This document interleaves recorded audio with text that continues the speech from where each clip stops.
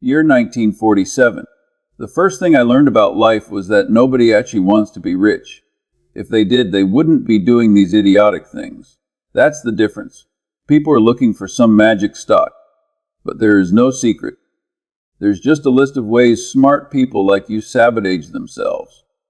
I've spent the last 70 years watching Wall Street's bright destroy themselves with the same simple, nauseating mistakes made by ordinary people. And you're doing the same thing right now. 8 habits. 8 simple daily habits. They won't bankrupt you. Worse, they'll keep you stuck in that comfortable, mediocre place where you'll never succeed. After this video, let's say you didn't find the opportunity. Let's begin. This is Munger's rule of avoid bad decisions. The rest comes naturally. Now listen carefully. I'm not here to motivate you. I'm not your cheerleader. I'm here to tell you what nobody else will, because they're too busy selling you courses and seminars. The reason you're not wealthy has nothing to do with the economy, your starting point, or bad luck. It's because you keep doing single things every single day, and you don't even know it. I've watched this pattern repeat for 7 decades. The brilliant Harvard graduate who loses everything. The engineer who understands complex systems but can't manage a simple portfolio. The doctor making $400,000 a year who retires broke. Same patterns. Same predictable disasters. And now I'm going to hand you a list. But here's what makes this painful. You're going to recognize yourself in almost every single one of these. And that recognition is going to hurt.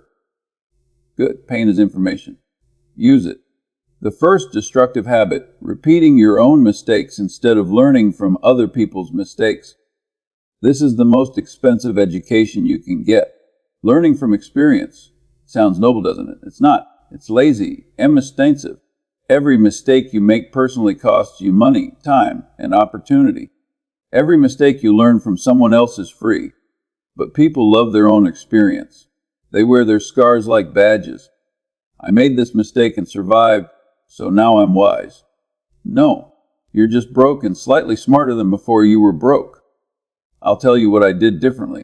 I read biographies, hundreds of them. I studied every major financial disaster of the 20th century, the South Sea bubble, the 1929 crash, the dot-com implosion. I didn't need to lose my own money in a speculative mania because I watched thousands of people do it before me. You know what's funny? The same manias keep repeating. Different assets, same psychology, tulips, railroads, rave stops, dot-com housing, crypto.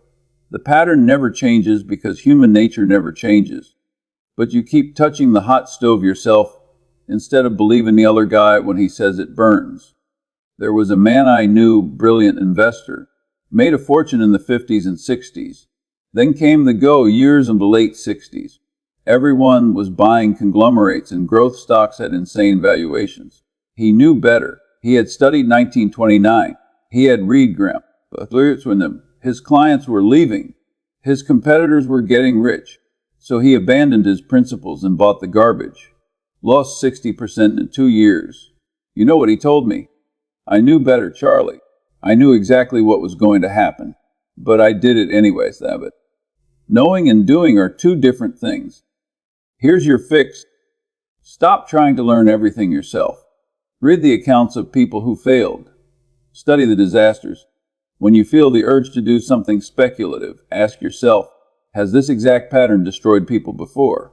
If the answer usually is, don't do it. It's that simple. Boring, but simple. The second destructive habit, memorizing instead of understanding. Investing in things you don't actually know. This one kills more portfolios than anything else. When people hear a stock tip, they read a headline, they watch a video buy. No analysis. No understanding of the business model. No comprehension of the competitive dynamics. Just memorize facts and hopium. I'll ask you a simple question. Do you understand how the company you invested in actually makes money? Not the story. Not the pitch. The actual mechanics. How does revenue come in? What are the cost structures? Where is the competitive advantage? What happens if their biggest customer leaves?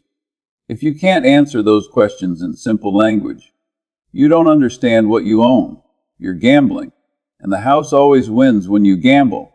Let me tell you about Berkshire's approach. When we look at a business, we want to understand it so well that we could run it ourselves if we had to. Not the technical details, the essence. We want to know what makes it tick, what would destroy it, what protects it. Most people do the opposite. They buy companies in sectors they've never worked in, selling products they've never used, to customers they don't understand. Then they're shocked when it doesn't work out. I watched this play out beautifully during the tech bubble. People were buying companies that had never made $1 of profit. Didn't matter. The story was good. Eyeballs and clicks would somehow turn into cash. How? Nobody knew. Nobody cared. They just memorized the narrative that changes everything. Old rules don't apply. Get in early or miss out forever. Then reality arrived. Turns out the old rules do apply. Revenue matters. Cash flow matters.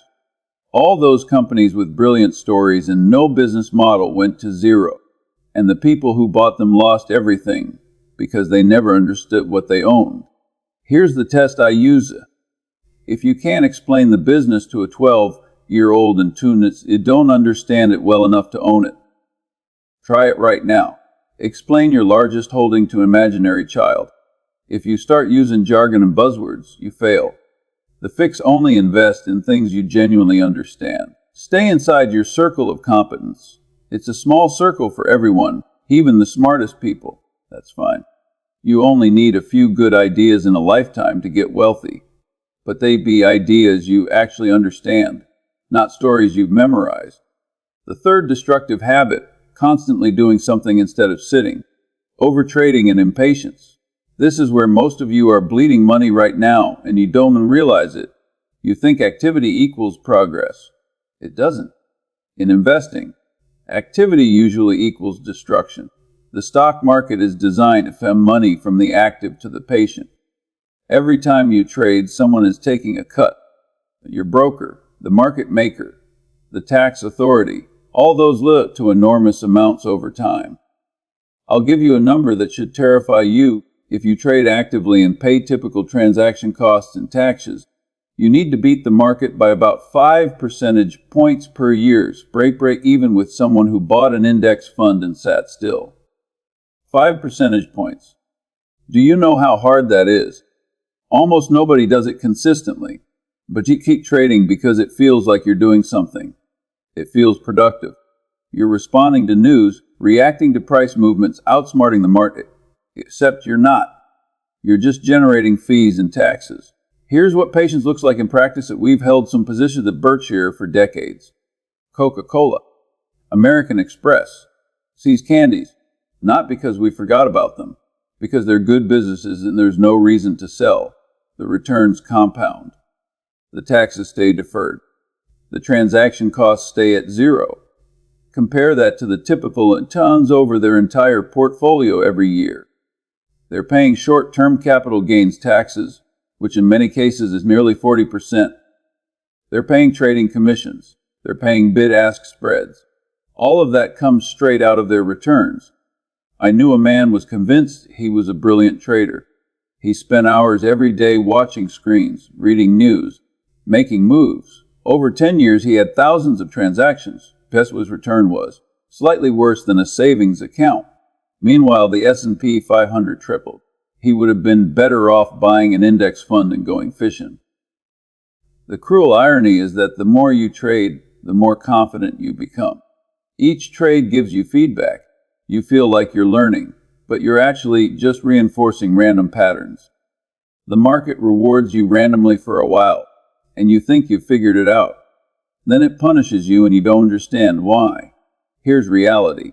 The ideal number of trades per year for most investors is between 1 and 3. That's it. Find good businesses. Buy them at reasonable prices. Then sit on your hands and let compounding do the work. Stop checking your portfolio every day. Stop reacting to news. Stop thinking you need to do something. The urge to act is not in sight. It's anxiety, and anxiety is expensive. The fourth destructive habit: thinking diversification is protection from ignorance. Over-diversification. Now this one is going to upset some people because the entire finance has convinced you that diversification is the only free lunch in investing. It's not. It's a confession. When someone owns 50 stocks or 100 what they're telling me, I have no idea which of these will work. So I'm buying everything and hoping something sticks. That's a white flag. Warren said it best that diversification is protection against ignorance. It makes little sense if you know what you're doing. And he's right. If you've done the work, if you understand the businesses, if you're investing in quality at reasonable prices, you don't need 30 positions. You need 5 or 6 excellent ones. But people are terrified. What if I'm wrong? What if this company fails? What if that sector collapses? So they spread their money across dozens of positions, and they end up with guaranteed mediocrity. Here's the mathematics of it. If you own 50 stocks and one of them doubles, it adds 2% to your portfolio. 2%. That's barely worth the effort of finding it. But if you own 5 stocks and one doubles, it adds 20% to your portfolio. Now we're talking about meaningful wealth creation. The financial industry loves over-diversification because it protects them, not you. If they put you in 50 stocks and 45 of them are mediocre, they always point to the 5 winners and say, see, we found some good ones. Meanwhile, your overall return is pedestrian and they're collecting fees in all 50 positions. I'm not saying own just one stock. Concentration has risks. But there's a sweet spot. 5-10 high-quality businesses that you understand deeply will outperform 50 random picks every single time over the long run. The real risk in investing isn't volatility. It's not temporary price declines. The real risk is permanent loss of capital. And that happens when you invest in bad businesses at stupid prices, or when you invest in things you don't understand. If you've done your homework properly, a concentrated portfolio of great businesses is actually safer than the mercified collection of garbage. But doing the homework is hard work. Most people won't do it. So they diversify as a substitute for knowledge. Here's my rule: never own so many positions that you can't monitor them properly. If you can't explain why you own each position and what would you own too many. Cut the dead weight. Focus on quality over quantity. The 5th destructive habit, bleeding out to commissions and taxes. Not respecting costs and taxes. This habit is invisible, which makes it deadly. You don't see the money leaving. It just slowly drains away after a year, until you wake up at 65 and realize you should have 3 times what you have. Every transaction has a cost. Some are obvious: broker commissions, fund fees, advisor charges. Some are hidden bid-ask spreads, market impact, opportunity costs. And then there's the big one that everyone forgets until April: taxes. Let me show you what this looks like over time. Take 2 investors. Both start with $100,000.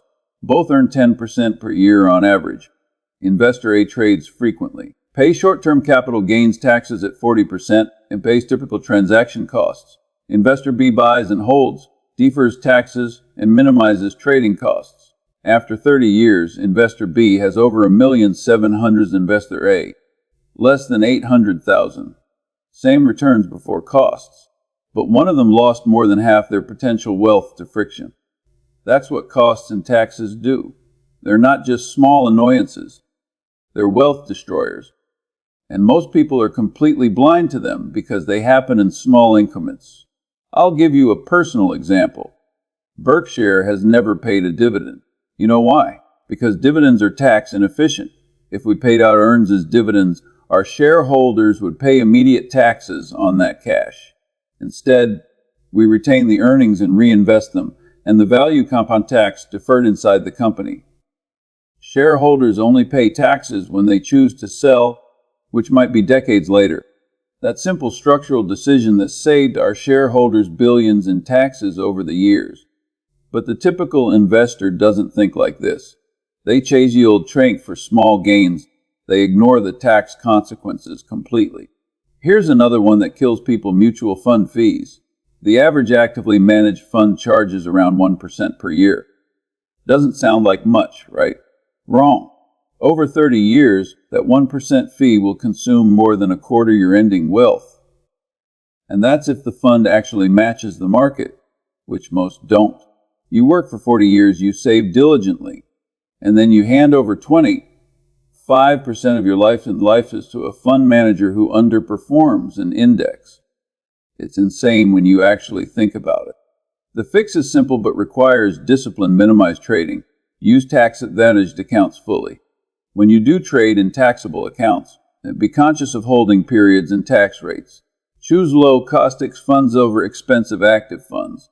Every dollar you save in costs and taxes is a dollar that compounds if he instead of someone else. Here's the bottom line. A penny saved in costs is a penny earned in returns. But because of compounding, that penny saved today might be worth $5 or $10 in 30 years. Respect the math. Stop bleeding money to middlemen and tax authorities. The sixth destructive habit, letting your emotions make decisions. Panic and FOMO. This is the habit that separates the wealthy from everyone else. Not education. Not starting capital. Emotional control. The ability to watch everyone else panic and stay calm. The watch everyone else get rich on some speculative frenzy and stay disciplined. Every market cycle proves this. The exact same pattern. Plays go up. People get excited. They buy more. Prices go up more. Now they're euphoric. They buy even more, often with borrowed money. Then prices fall. They tell themselves it's temporary. Prices fall more. Now they're scared. They hold on and hope. Prices fall more. Now they panic and sell at the bottom. Then they swear off investing forever, just in time for the next cycle to begin. I've watched this happen in every decade. The mechanics change, but the psychology never does. In the 50s, it was the Nifty 50 growth stocks. In the 60s, it was conglomerates. In the 70s, the oil boom. In the 80s, it was junk bonds and hostile takeovers. The 90s had the internet bubble. The 2000s had housing. The 2010s had crypto and meme stocks. Different assets. Same emotional cycle. Greed on the way up. Fear on the way down. And the vast majority of people buy high and sell low because they're letting emotions drive the bus. Here's what emotional investing looks like in practice. You see Bitcoin go from 3,000 to 60,000. Everyone at work is talking about it. Your brother-in-law just bought a boat with his crypto gains. You feel stupid for not buying earlier. So you finally give in and buy at 55,000, near the peak. Then it drops to 30,000. You're down for it per sleep. You can't sleep. Every day you check the price. Finally, you can't take it anymore and you sell at 28,000, locking in huge losses. 6 months later, it's back to 50,000 and you're on the sidelines, angry and confused. That's not investing. That's emotional whiplash with a brokerage account attached. The solution is not to eliminate emotions. You can't. You're human. The solution is to have rules that override emotions. Rules you set up ahead of time, when you're calm and rational, that you follow mechanically when emotions are screaming. Here's how we do at Berkshire. We have a process. We analyze businesses. We determine intrinsic value. We have a price we're willing to pay. Then we wait, sometimes for years. When the price hits our target, we buy. When it doesn't, we do nothing. The emotions of the market don't factor in. The excitement or panic of the crowd is irrelevant. That sounds simple, but it's extremely difficult to execute because you watch other people making money while you sit still. You have to endure periods where your holdings are down and everyone is calling you stupid. You have to be comfortable looking foolish in the short term to prove right in the long term. Most people can't do this. Their ego won't allow it. They need to feel smart right now. They need validation from the market immediately. So they chase whatever is working, abandon whatever isn't, and end up with terrible long-term results despite being intelligent people. Here's my advice. Write down your investment thesis for every position you own. What do you believe about this business? Why do you own it? What price did you pay and why was that reasonable? What would have to change for you to sell? When the market panics or when euphoria hits, pull out that document and read it. If nothing fundamental has changed, do nothing. If something fundamental has changed, adjust accordingly. But don't let the mood of the market make your decisions for you. Remember, the market is there to serve you, not instruct you. It's a tool for buying and selling when you decide it's appropriate. It's not a teacher telling you whether you're right or wrong. The seventh destructive habit, constantly operating outside your circle of competence. Gambling errors you don't understand. This is where brilliant people become idiots. A neurosurgeon who's expert in his field decides he can pick biotech stocks because he understands medicine. He can't. A software engineer thinks he understands which startup will dominate because he knows code. He doesn't. A lawyer assumes legal training translates to investment skill. It doesn't. Everyone has a circle of competence. Inside that circle you genuinely understand deeply. Outside that circle is everything else. Successful investing is not about expanding your circle to cover everything. It's about knowing where the boundaries are and staying inside them. But ego doesn't like boundaries. Ego says, I'm smart in this domain, therefore I'm smart in all domains. I have a graduate degree. I read the Wall Street Journal. I listen to podcasts. I can figure this out.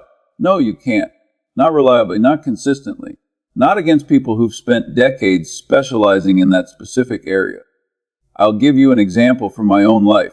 I don't invest in pharmaceutical companies. I don't understand drug development, regulatory pathways, or patent cliffs well enough to have an edge. Could I learn? Maybe. But when there are plenty of businesses, I already understand. Warren doesn't invest in tech companies historically because he didn't understand them well enough. People mocked him for missing Microsoft and Amazon. They said he was old and out of touch. Then the dot-com bubble exploded. Those companies went to zero while Berkshire kept compounding steadily. Was he wrong to stay inside his circle of competence? Of course not. He protected capital by admitting what he didn't know. That's wisdom, not weakness. But most investors do the opposite. They hear about some opportunity in crypto or biotech or emerging markets and they jump in because they don't want to miss out. They don't understand the technology. They don't understand the regulatory environment. They don't understand the competitive dynamics. But they invest anyway because someone told them it's the future. That's hope masquerading as analysis. Here's the hard truth. You will miss opportunities, lots of them. Things you don't understand will make other people rich. That's fine. Let them have those gains. Your job is not to catch every opportunity. Your job is to make good within your circle of competence and avoid major mistakes outside of it. The real money in investing is not made by being right about everything. It's made by being right about a few important things and not being catastrophically wrong about anything. Stay inside your circle. How do you define your circle? Ask yourself, could I explain this business to someone else in clear, simple terms?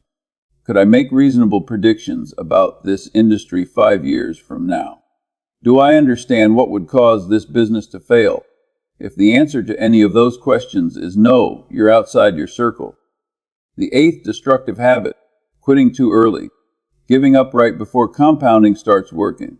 This is the final habit, and in many ways the most heartbreaking because people do all the hard work and then quit right before it pays off. They invest for 5 years or 7 years or 10 years. They don't see dramatic results and they give up. They decide investing doesn't work for them. They cash out and spend the money or put it in something stupid. What they don't understand is that compounding is not linear. It's exponential. And exponential curves look basically flat at the beginning. You don't see dramatic results in the first decade, but you see life-changing results in the third and fourth decade if you just stay invested. Let me give you the math. If you invest $10,000 and earn 10% per year, after years you have about $26,000. You've doubled your money. That's nice, but it's not life-changing. It's not quit your job money. But if you stay invested for 30 years at that same 10%, you now have $174,000. And if you keep going to 4 years, you have $450,000. Same rate of return. The difference is time and compounding. But most people evaluate their investment results after 3 years or 5 years and conclude it's not working. They're impatient. They want to be rich now. So they abandon a perfectly good strategy right before it would have made them wealthy. I've seen this over and over. Someone starts investing in an index fund. They contribute steadily for 7 years. Their account grows to maybe 80 or 90,000. They look at it and think, this is going nowhere. 7 years and I'm not even close to $1 million. So they take the money and buy a rental property or start some get-rich-quick scheme, and they lose it.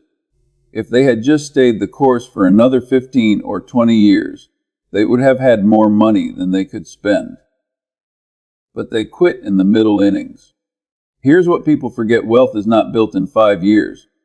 It's built over 30 or 40 years. That's how long it takes for compounding to turn modest amounts into significant wealth. But we live in a culture that expects instant results, instant information, instant gratification, instant wealth. It doesn't work like that. It never will. When I started investing seriously in the 1940s, I knew it was going to take decades to build real wealth. That was the expectation. You worked, you saved, you invested, you waited. And if you did it right and didn't do anything stupid, you ended up wealthy in your 60s or 70s. Nobody expected to be rich at 30. That wasn't the goal. The goal was to be comfortable and financially secure later in life. But now everyone wants to retire at 35. They want passive income and financial freedom immediately. So they take excessive risks, they chase shortcuts, and they abandon good strategies because the results aren't fast enough. The fix is simple. Lower your expectations for short-term results and raise your raise for long-term results. Understand that the first 10 years of investing will feel slow and boring. Accept it. Keep contributing. Keep compounding. And don't touch it. The people who get rich from investing are not the smartest people. They're not the ones with the best stock picks. They're the ones who started early and never quit. That's the entire secret. Start. Stay. Don't stop. I'll give you one final image to hold in your mind. Imagine you're climbing a mountain. For the first several hours, you're in the trees. You can't see how high you've climbed. It feels like you're not making progress. But you keep walking. Eventually, you break through the tree line and suddenly you can see for miles. You realize you're high up. You're closer to the summit than the base. That's what compounding feels like. For years you're the trees. You can't see the progress. But if you keep climbing, you break through. And the view from up there is worth every boring step you took to get there. So here we are. The summit. These 8 habits all converge at a single point. Lack of discipline, short-term thinking. The biggest enemy or wealth is not a market crash. It's you.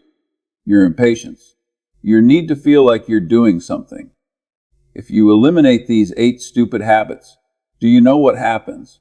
You don't need to do anything special to succeed. You just stop doing stupid things. That's the entire game. Remember, wealth is not made in 5 years. It's built over 30 years. So pick a strategy. Index fund. Value investing. Whatever. And don't move for 30 years. If you watch this far, you're not part of the panicking herd. You're one of the serious ones. Everyone else already clicked away to search for a get-rich-quick get. They're not your competition. They're just casualties. Good. You know what you need to do. Decide today which of these 8 stupid habits you're going to quit. On this channel, we will only discuss simple, timeless principles that will work even 50 years from now.